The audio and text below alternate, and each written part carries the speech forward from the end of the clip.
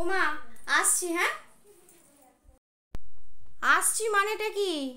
কোথায় যাচ্ছিস তুই এখন? পড়তে যাচ্ছি তো। জানোই তো, আবার জিজ্ঞাসা করছো কেন?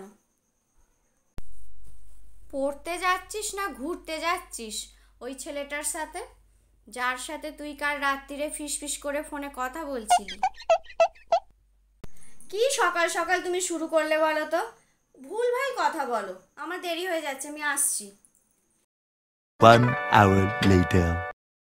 আই শোন, ঘুরে আসা হলো তো তোর? এবারে কান খুলে শুনে নে, একটা কথা বলি। কালকের পাত্রপক্ষ দেখতে আসছে। সরকারি চাকরি করে ছেলে, 50,000 টাকা মাইনে পায়। বাবার একটা মাত্র ছেলে, জানিস?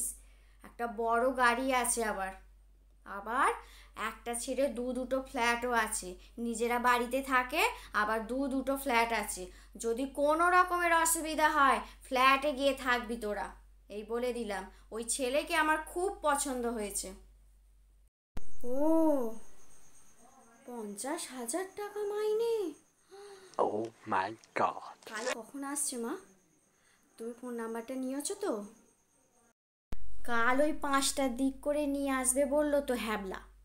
ওই হ্যাবলাই তো দেখেছে ছেলে, খুব ভালো ছেলে, বুঝলি তো?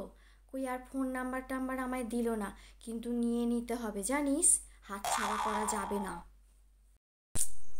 আচ্ছা ছাড়ো, বাদ দাও। তুমি নামটা তো জানো, আর ছবিটা দেখেছো তো? তাহলেই হবে। আমি ফেসবুকে নামটা দিয়ে সার্চ করব, আর তোমাকে দেখাবো। তুমি তো দেখলেই চিনতে পেরে যাবে, একবার দেখেছো যেখানে। তো কেমন দেখতে মা? তোমাকে ছবি টবি দিয়ে যায়নি? না রে মানা, ছবি টবি কিছু দিয়ে গেল না। তবে হ্যাঁ, নামটা আমার ভারী পছন্দ হয়েছে, চাঁদু গোপাল, জানিস তো? আর হ্যাঁ, মাথায় একটু টাক আছে ঠিকই, কিন্তু তাতে কি, এখন সব ছেলেরই মাথায় টাক আছে, ও কোনো ব্যাপার নয়। আর কিন্তু জানিস তো, বয়স একদম বেশি নয়, মাত্র 40 বছর বয়স। সে কি? 40 বছর বয়স, আমার মাথায় টাকও আছে! মায়ে, তুমি কেমন ছেলে দেখলে! আমার স্বপ্নটাই ভেঙে দিলে তুমি।